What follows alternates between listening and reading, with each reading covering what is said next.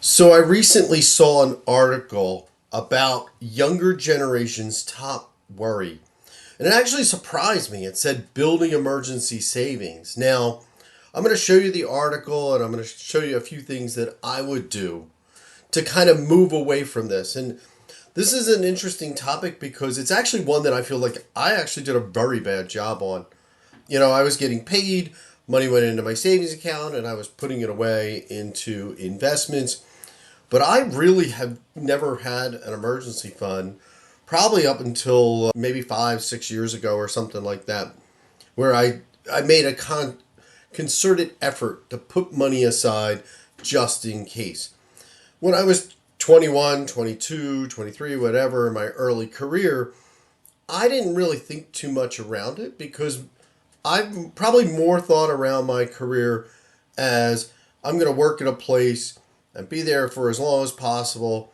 And maybe if I decided to switch careers or switch jobs, it was my decision. And I think now at 52, and through many layoffs and job changes and career changes, it's not always you that get to decide. And so that's why I feel like the emergency savings is much more important, let alone these days. You have car bills, you have house things. So having some type of emergency fund, I should have made a priority of it.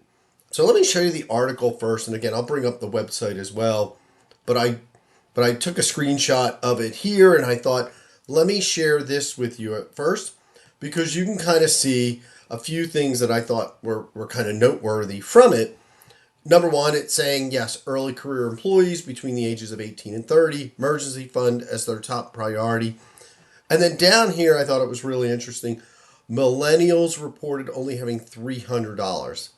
That wouldn't cover most car bills, I think, or major car bills. I mean, you probably couldn't even get four tires for that. Not that you would probably need all four if you had an emergency, but in some cases, a refrigerator breaks, something like that. Almost everything's more than $300, and then you're going to take out your credit card and put it on there, which isn't a bad thing, but as long as you're paying it off. You don't want to be paying a 22%, 29% interest on something that you had to buy because you didn't have some type of emergency fund. So I wanted to kind of show what do they usually recommend, because that's the first off, what should you have, right? And so here is this. I grabbed this from Fidelity, and if you know Dave Ramsey, I think they say 3 to 6 months, very similar to this. They also say start by saving $1,000. I watched the Money Guys show. You should probably like and subscribe them. They're great. They also have something around that 3 to 6 months. The other thing I do want to point is, if you're more like myself, who's maybe a little bit further in their career, in that case, you might want even a longer emergency fund because, when you hit a certain age, switching jobs might take a lot longer. So I think the emergency fund could be something that could go up and down based on your career. But again, I actually kind of like the way this says start by saving 1,000 and then aim to go for 3 to 6. Whereas if you look at, again, let's look at Dave Ramsey. He pretty much says, save $1,000 and then pay off all your debts before you even get to the savings account. I really do think an emergency fund is very important. You really do want to be saving for it. But at the same time, I would actually rather knock a little bit into it each time. Now, obviously, if you have credit card debts or very high interest debts, you want to pay that off. But you probably want to start building up an emergency fund as well. Now, when you start to think about where to put the money, I thought that was kind of important as well. Because if you were like myself, maybe, I have a local bank here with my savings, my checking, maybe a money market account. But the local bank, and I've had them since I was a kid. So that's how long I've been there. It's gone through mergers, so the name has changed a few times, but it really still is in a lot of ways the same bank entity, I'll say. But most of those local banks really don't give you a lot of interest. And again, I wanted to also show the value of where to put the money, not just to save it up, but kind of how to park it away so you don't use it as a slush fund, and pull the money back in the event that you don't really need it for an emergency, but since it's sitting there right next to your other accounts, you might actually take it and spend it for something that you really don't need. So what I would recommend, and again, I'm going to put all these links in the description, but I would actually I found this one at SoFi. Obviously, you can earn up to 4%. Now that's for 6 months, so it's like kind of like a starting amount. I didn't actually go in and look at what the next amount might be, but again, it's probably a lot higher. I also pulled up I've had accounts there in the past, and you can see their current savings rate is 3.3. So taking it from, if you do have your money in a local bank, creating one of these online banks, Capital One, Ally, maybe SoFi, and moving that money, you can do an ACH transfer. It'll be there in a day or whatever. Getting it out of your local account where it's visible and you can easily transfer it between the two. I would try to move it away. Okay. Set up a recurring process. That's what I do today. Once a week, I have a certain amount that's taken out and I pass it over. And so I would still say that I'm continuing to build up my emergency fund. If I didn't highlight it at the beginning, which I don't think I did, your savings, when we come back here, let me go back here, 3 to 6 months, please remember this is of your expenses, so not of your income. So let's say you're making $1,000 a month. To make it very easy, taxes come out, really, but maybe your expenses, so your rent is $500, your car is $100, your food and electricity or whatever it is, another $100. Take your expenses and multiply that by 3, 6, whatever the number is. Okay. But I also wanted to pull up, to go back to the rates. This is what a local bank would give you. So this is Bank of America. I have one around the corner, and you can see here in a regular savings account, they are giving you 0.01%. So it's not a lot, I've had my money again in a local bank for many years, and it took me a long period of time until I kind of realized that there's these online banks today that are high yield savings accounts where you can actually make 3, 4, whatever percentages. It goes up obviously based on the market, but anything is better than almost 0.01%. And I wanted to kind of go through it. I'm going to bring up the website and actually kind of walk through it. Again, I'll leave all those links down below so you can do it yourself. But I did go out and I've already done it, so I'll show you real fast and then I'll go out to the website and pull it up. So having it at your local bank, okay? And I just picked an amount large enough to kind of almost have interest in this case. But if you had $10,000 in that bank account, earning that 0.01% for 10 years. So, you didn't really take money out. This is your emergency fund. You put $10,000 in it because that's what you thought you needed for 3 months or 6 months. And luckily you never used it, but it just sat there just in case, earning that 0.01%. You would make $10. I mean, for 10 years. So having $10,000 sit there in a bank, and then at the end of the 10 years, you really only have $10 additional money. You're actually kind of, in some ways, losing money from inflation. Okay?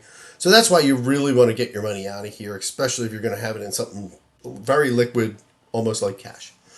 Now, if you move it to one of these high yield savings accounts, and again, I didn't use the 4% one because I thought, that's a special in some ways, but I did use the Ally rate of 3.3. So again, exact same scenario, $10,000 at 3.3% for 10 years. You can see here that the total, the yearly total at the end is, almost $1,400. Not $1,400, $14,000. So it's $13,835.77. And again, I'll bring up the report and stuff like that. You can quickly look at it. So really big difference by having your money in a regular savings account making 0.01 versus one of these high yield savings accounts. So here's the article, and this is building the generations, right? The top where is emergency savings account. This is where it was talking, and I didn't really kind of mention it, I don't think, but baby boomers reported the highest median savings at only $2,000, which is very low as well. Here is the Dinky Town calendar, calculator, and this is compounding your return calculator. So I have one here that is at the 0.01%, showing you that it make $10. And again, you can look at that report. So really over 1 year, you made $1. Year 2, you made $1, right? So literally over 10 years, you're going to make $10. That is it. Looking at the one that you're making 3.3, if we view the report, you can kind of see here at the end of the first year, and this is depending on how it's calculated, the interest. So most aren't calculated yearly. I think most are done daily, actually. I'd have to go back to the bank and look at what they do. But again, you're going to fluctuate really between, almost $14,000 on any of these scenarios, right? So, if you are younger, right, and you are starting your career, right, I would recommend, number one, and again, this isn't really financial advice, this is just what I would have done, or wish I had done in a lot of ways, is I wish I had put some money away. Again, looking back at Fidelity's recommend, as well as, again, Dave Ramsey's, and a lot of different scenarios, they start with $1,000. Money guys say start with your highest deductible.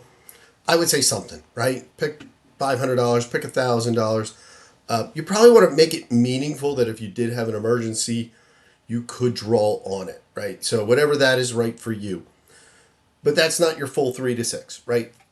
Then aim for some of your other things, right? Paying down your credit cards, student loans, anything you have there, any of your high interest debt. And I want you saving and investing once those things are done, because if you're not putting something in, making 8%, 10% maybe, you're probably hurting your long-term value. So what I would do, and again, it all depends on your situation, and that's where it makes it a little tough, but set up a recurring thing of $100 a month or $50 a month. What I wish I had done, again, was probably setting $1,000, $2,000 aside after I had my first job, because I did quickly buy a car and shortly after that buy a house. But probably having a few $1,000s put aside would have been really, really helpful. And then actually then doing that, $25 a week or $100 a month or something, moving it over and actually building some type of emergency fund. Again, I've been very fortunate in my career. I really didn't need it. But having that money now, really gives you the confidence that in the event that something happened, I'd have the money there. So hope you found this interesting. Let me know, do you have an emergency fund? If you're willing to drop it in, how much do you have? And maybe what do you think that would cover? Is it going to cover 1 month, 2 months, 3 months? Do you think you have a fully funded emergency fund? At this point, we probably have most of it there. Probably still would like a little bit more to feel so I can sleep a little bit easier at night. But I'm curious, where are you? And if you do like this, again, like and subscribe. I'm going to keep doing this. I think my next video is going to be on, regrets around saving for retirement, top 10. And I'll talk about mine and maybe what I would recommend now, looking back as if I had started over. Again, thank you.